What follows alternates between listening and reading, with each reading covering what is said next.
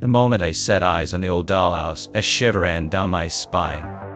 It was an intricate masterpiece, with delicate Victorian architecture and miniature furniture that looked almost too real. But there was something about it, something unsettling that I couldn't quite put my finger on.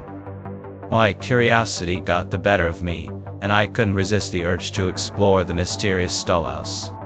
The moment I opened the tiny front door, a chill swept through the room. I told myself it was just a draft, but the feeling lingered as I peered inside. Each room was meticulously detailed, from the ornate bedroom to the cozy living room. I marveled at the craftsmanship, but my unease grew. It was as though the tiny inhabitants were watching me, their painted eyes following my every move.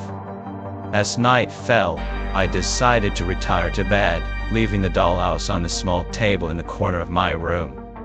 But sleep eluded me that night. I kept hearing faint whispers, like distant voices carried on the wind. They were so faint, I could have imagined them, if not for the fear that clung to me. I tried to dismiss it all as my imagination running wild, but the next morning, I found the dollhouse's front door ajar. I knew I had closed it before going to bed. I shook off the unease and went about my day, but a gnawing feeling of being watched never left me. Days turned into weeks, and the dollhouse became an obsession. I spent hours rearranging the miniature furniture, lost in the tiny world.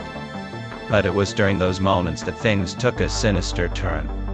The dollhouse seemed to change when I wasn't looking.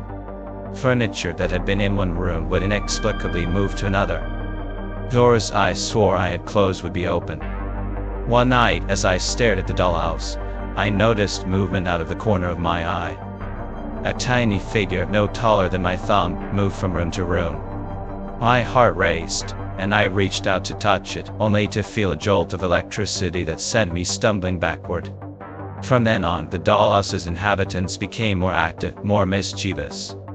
I would hear laughter and giggles echoing from the tiny rooms, but every time I looked, the figures remained still. It was as if they were taunting me, just beyond my reach. As my fear grew, so did the dollhouse's malevolence. Objects in my room began to disappear, only to reappear within the dollhouse. The boundary between the miniature world and my reality blurred, and I found myself trapped in a nightmare. One evening, I awoke to find myself inside the dollhouse. The walls that had once towered over me now surrounded me on all sides. I was a giant among the tiny figures, their painted eyes filled with a mixture of curiosity and menace. Panic surged through me as I realized I was no longer in control. Desperate to escape, I began rearranging the furniture in a frantic attempt to break free from the dollhouse's grip. But every move I made was countered by unseen forces, as if the tiny inhabitants were determined to keep me trapped within their world. Time lost all meaning as I struggled against the dollhouse's hold.